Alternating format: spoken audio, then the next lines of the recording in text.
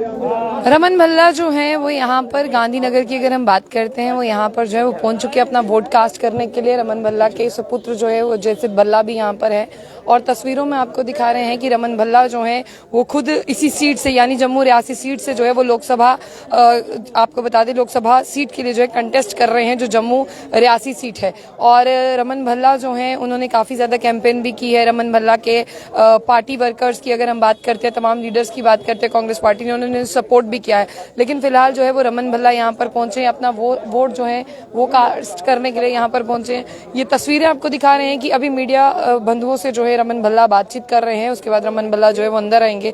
After all कितना जोश है और रमन भल्ला की अगर हम बात करते हैं कितने उन्हें लगता है कि यहाँ से इस सीट से जो है वो कांग्रेस की जीत होगी, जिसकी बात करते हैं। और रमन भल्ला जिस सीट से जो है वो इलेक्शन कंटेस्ट कर रहे हैं, यानी जम्मू में जितने भी लोग, जम्मू रियासी जगह पर जितने भी लोग जो है वो वोट डाल रहे हैं, कांग्रेस को डाल रहे हैं, लेकिन वो वोट जो है वो कहीं ना कहीं अगर बात करते हैं तो रमन भल्ला के खाते में ही जा रहा है। तो फिलहाल के लिए अगर इनकी बात करते हैं तो ये यहाँ पर पहुंचे हैं और किस तरह का बदलाव चाहते हैं, लोगों से भी उनसे जो बात करने की कोशिश करेंगे।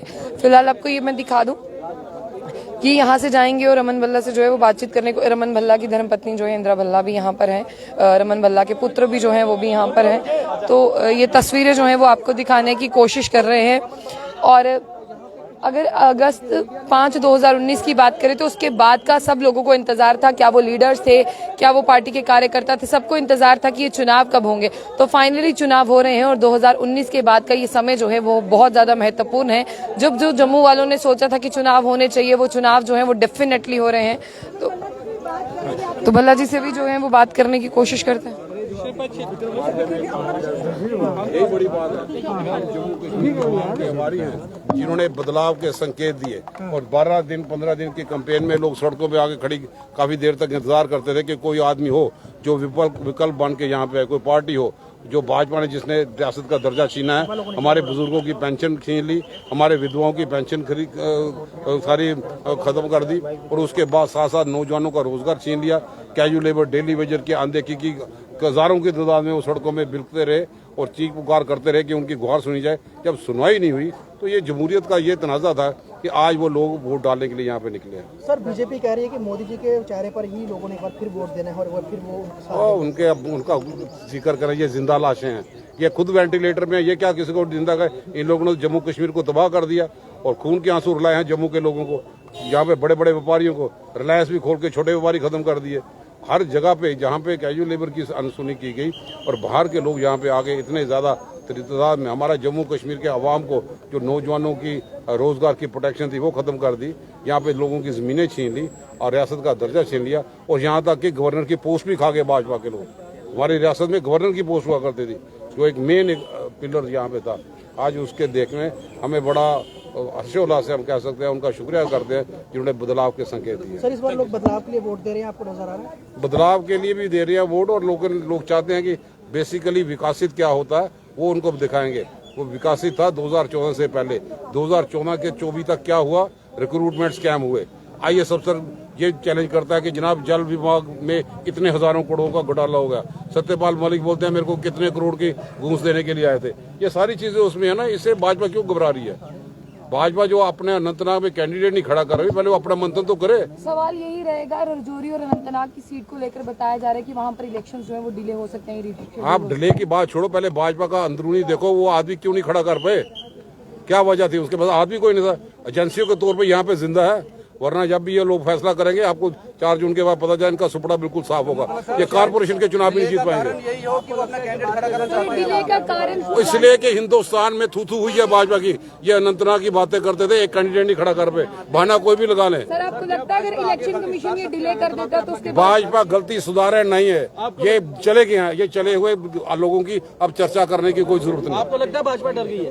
डरी है और क्या? आज इसी मैदान में देख लेना, भाजपा डरी नहीं तो फिर मोदी साहब, अमित शाह को कैंडिडेट उतारेगी रजौरी अनंतनाग सीट से? वो जब मर्जी उतारे, हम इंडिया गठबंधन इतना स्ट्रांग है कि उसका सामना नहीं कर पाते। आप जम्मू कश्मीर का दर्जा छीन के लोगों को जख्मी भी कर दो, फिर आदमी बोलोगे ठीक है हम मर पट्टी लगाएंगे। लोग मन बना चुके हैं, उसको तब्दील करना बड़ा मुश्किल है। वो आपको रमन भल्ला जी की दिखाने की कोशिश की। रमन भल्ला जी बेटे जो है वो यहाँ पर है, इनसे बात करते हैं। इनसे बात करते हैं। जैसे आप भी फर्स्ट टाइम वोट कास्ट करने के लिए आए हैं? बिल्कुल, और ये जीत हम जनता को समर्पित करना चाहेंगे, क्योंकि सुबह 5 बजे से लंबी कतारें खड़ी हुई हैं 7 बजे पोलिंग के लिए। और लोग ये सोच रहे हैं पहला वोट हम कौन देगा कांग्रेस पार्टी को। बहुत अच्छा कहती है कि 400 के पार कहते ही रह जाएंगे, बस 4 तारीख के बाद नहीं कह पाएंगे। बोलने दो, जो मर्जी कहते हैं। अच्छा माहौल है, एक तरफा सुनामी आ रही है। मैं कह रहा हूँ लोएस्ट 70% पोल हमारे फेवर में होगा, और कुछ कॉन्स्टिट्यूंसी में मैक्सिमम 80 to 90 तक हम लोग जाएंगे, मिनिमम 70। तो कॉन्फिडेंस बिल्कुल, जिन्होंने जनता का बेड़ा गर्क कर दिया, रियासत तोड़ दी, इनको कौन वोट डालेगा भाई? जिन्होंने डेली वेजर पे लाठियां बरसाई, डोगरा समाज पे लाठियां बरसाई, टोल अड्डे लगा दिए, चिट्टा बेचे, इनको कौन वोट डाल रहा है? बीजेपी के कार्यकर्ता के सिवाय कोई इनको वोट नहीं डाल रहा। एक सवाल मेरा रहेगा, 5 अगस्त 2019 के बाद ये चुनाव देखने को मिले, ये चुनाव कितने ज्यादा महत्वपूर्ण है? बहुत महत्वपूर्ण है, और इस बार इंटरनेशनल सेम भाजपा के लिए होने वाला है कि ये पीठ थपथाते थे रजौरी पुंछ में, इनको उम्मीदवार ही नहीं मिला कोई उतारने के लिए। इससे बड़ी नेशनल सेम क्या होगी? मैं सवाल आपसे भी पूछूंगी, कल देर रात से आप भी सोशल मीडिया पर एक्टिव होंगे, आपने भी खबरें सुनी होंगी कि वो इलेक्शन रिशेड्यूल हो सकता है या वो इलेक्शन डिले हो सकता है, तो आपको क्या लगता है? बात यह है कि भाजपा के पास कोई उम्मीदवार ही नहीं है चुनाव लड़वाने को। अब वो रिक्वेस्ट करें कि 1 महीना दो कि कोई हम किसी और को लड़वा लें।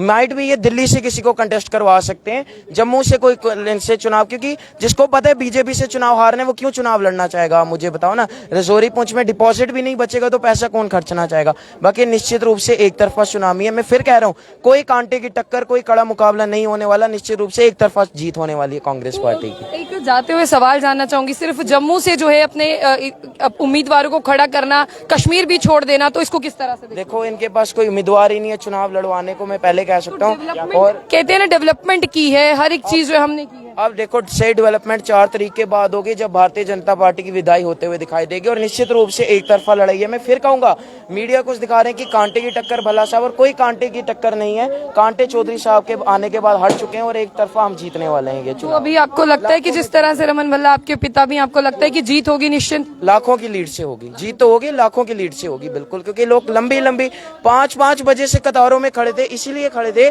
कि पहला वोट हमारा जाना चाहिए कांग्रेस पार्टी को। लोगों को इतना जुनून है, और as a first time voter मुझे बहुत अच्छा लग रहा है, क्योंकि मेरा पहला वोट जो है वो देश हित में है, पहला वोट डुग्गर हित में है, पहला वोट उनके खिलाफ है जिन्होंने रियासत जम्मू कश्मीर की तोड़ी, जिन्होंने चिट्टा बेचा, जिन्होंने शराब की दुकानें खोली, जिन्होंने डोगरों पे लाठियां चलाई, जिन्होंने टोल खोल दिए, जिन्होंने बड़े बुरे काम गरीब लोगों के साथ किए। मैं पहला वोट उनके खिलाफ डाल रहा हूँ, और उसके खिलाफ डाल रहा हूँ जिन्होंने जम्मू और कश्मीर जवाहर टनल बनाया। बताइएगा, बदलाव दिखेगा इन चुनावों के? दिख चुका है, मैं आपको रियलिटी बता रहा हूँ। और बीजेपी चुनाव हार चुकी है इस वक्त के ऊपर, और हम इसी वक्त पे हजारों में लीड करें, और रिजल्ट में लाखों से जीतेंगे। बहुत बहुत शुक्रिया। चलिए, इन्हें भी जो है वो वोट कास्ट करना है। फिलहाल के लिए बता दूं, उनके वालिद साहब यानी रमन भल्ला जो है वो अपना वोट डालने के लिए अंदर जा चुके हैं। काफी ज्यादा भीड़ जो है वो इस पोलिंग बूथ में भी है, और फिलहाल के लिए हम आपको बता दें कि जिस तरह से उनके सुपुत्र ने क्या कहा, रमन भल्ला ने क्या कहा रजौरी अनंतनाग सीट को लेकर, वो सारी बातें जो है वो आपने सुनी। और अभी सबसे ज्यादा चर्चाएं इन 5 सीटों में से एक ही सीट है, रजौरी अनंतनाग सीट जो है वो भी चर्चाओं का विषय जो है वो बनी हुई है